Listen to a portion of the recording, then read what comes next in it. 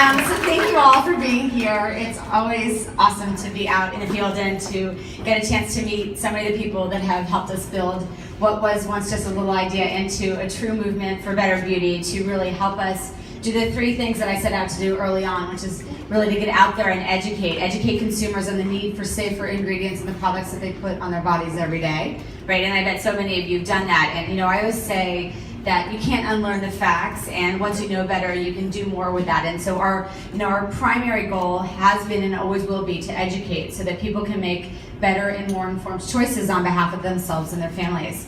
When I started Beauty Counter, I learned that less than 20% of Americans had any idea that there were questionable or harmful ingredients in the products that they put on their largest organ every single day. And I was one of those. How many of those of you out there a couple years ago or even 5 minutes ago had no idea that there was something harmful that you might be putting, right? You had no idea. And when I look at my oldest daughter, Phoebe, who's almost 12, and my youngest daughter, Georgie, who just turned 8 last week, I think if I were to test their blood, I bet I would find that Phoebe has a larger dose of chemicals in her body than Georgie's, because I just didn't know. I didn't know what I didn't know. I was microwaving. Literally, it makes me crazy now to think of all the stupid things I did, like microwaving her baby bottles, right, with my breast milk in it. And sorry, oversharing. Sorry. There are enough men in this room, I should have said that, but you know what I'm saying. I did all those things, and so for me it is, but I can't feel guilty because those bad decisions were made well before products were put on the shelves. No one told me these things. I just didn't know. So now I know. And from the day that I found out that there were harmful ingredients in all around us, I became completely obsessed. And I started literally stalking my friends. I would go up to them on the beach and say, you cannot use that sunscreen, or you've got to stop using plastic, you've got to switch to glass, get rid of those nonstick pans. And my kids still, to this day, will cringe because I'll be somewhere and I'll see like a woman with her baby and she'll start to put something on her baby and I'm like, you really, really shouldn't put that on your baby. And my mom, and Phoebe's like, oh my gosh, I'm like, Mom, seriously, don't do it. But I can't help it because I really feel this enormous sense of responsibility to share this information that I feel so privileged to have. The second thing that we set out to do at Beauty Counter, obviously, is to provide solution through product. We aim to create products that are both high-performing and significantly safer. We're not perfect, we don't have all the answers, and we're still battling the challenges with an unregulated marketplace and trace contaminants finding their way into things. And even though we've taken 1,500 ingredients and said we'll never formulate with them, it's a difficult thing that we're doing. We are going up against an industry that doesn't really want to change, that hasn't been asked to change since 1938. So companies are allowed to put anything they want on the labels and in the products. They don't have to disclose things like fragrance because under international IP law, it's considered, intellectual property. And so they can put harmful chemicals like phthalates and parabens and other things into products to make them work better, lather better, smell better, bind to your body better. And so, we are trying to find products or create products from scratch, and believe me, I've aged a decade trying to do that, but create products that you're going to love, that you can also rest assured are significantly safe for your health. And when we find things we don't love in our products, we take them off the market, and we're telling you what's going on, and we're helping you make informed choices, and we tell you everything that we put in them. And I think that is our commitment is to transparency and into progress and to try to create the safest and highest performing products we can. And I think what you're going to find from Beauty Counter moving forward is not only have we created products that are ours as, compelling and effective and aspirational and chic and sexy as the traditional brands, but you're going to find us now moving into innovation to introduce you to products that you've never even thought could exist. We recently hired an incredible complement to our already unbelievable product development team. We've had Christy Coleman since day one, leading fashion celebrity makeup artist, super high maintenance, constantly other employees I'm not as good at making fun of her, but she'd be like, y'all, can you feel that little, it doesn't feel quite right. And I'm like, no, I can't feel the difference. And she's like, come on, Greg, we tried. Did you see how that doesn't quite? And I'm like, no, I'm not a big makeup. I never really was a big product person. I've become it because I've aged so much in the last couple of years working with you, Gina.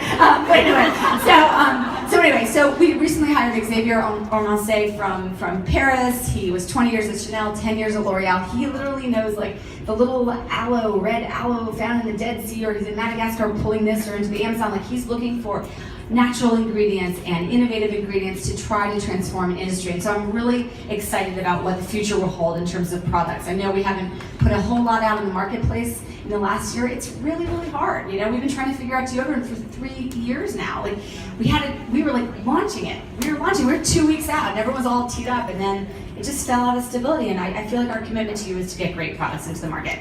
And then the last thing that you all know we are so focused on, and probably now more than ever, is advocacy, right? We need to lend our voices and our wallets and pick up the phone and text our Congress people to say, we need more health protective laws. The laws that exist are insufficient.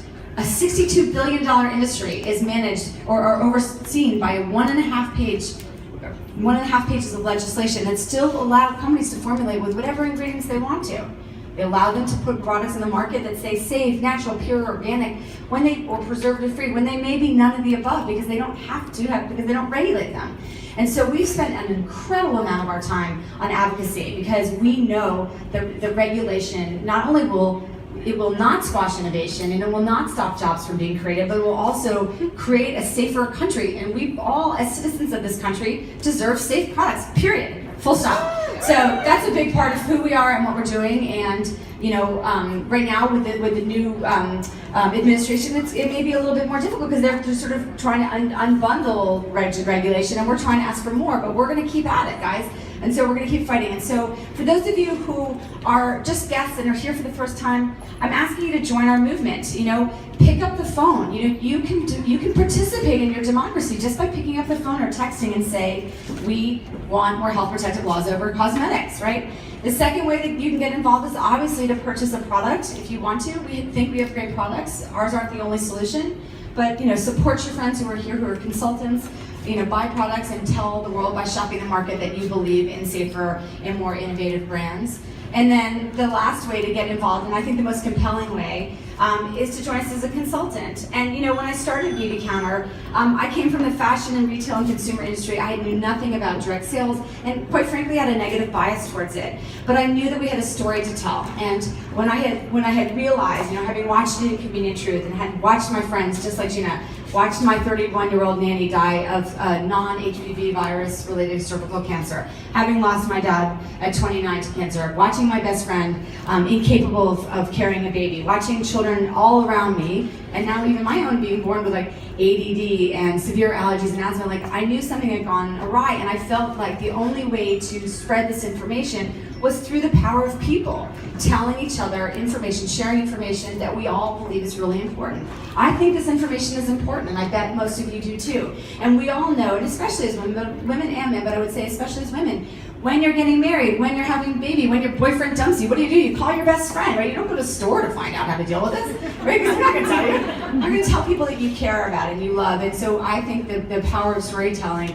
is the absolute perfect way in which we have been able to distribute our products and build our movement. And so we decided to sell our products through what we call a direct retail model, direct to consumer through multiple channels, the largest of which is our network of independent consultants.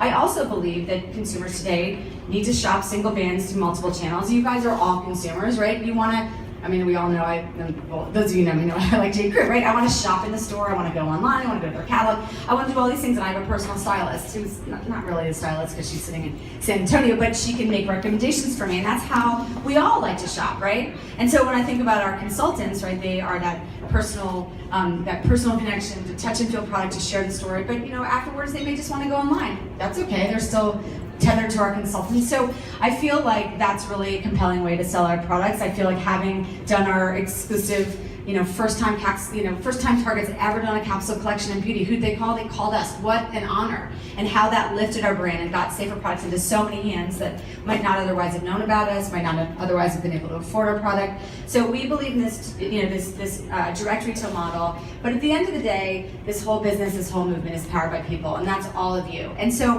whether you have 5 hours a week or 50, whether you're looking to make $100 a month or $100,000, we believe we've created a platform upon which women and men can build a successful business that simultaneously has significant social impact.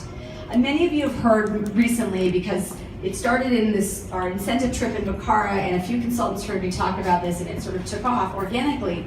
that when I interview people and I think that we're gonna make them an offer, I always say, and I literally say it like this: if you get the job, don't be an idiot, take the job.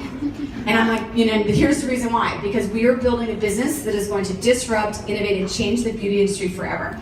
This company will be the next generation of beauty. This company will leave a lasting impression for years and years to come. This is not a flash in the pan business. Listen, I was saying to one of my best friends who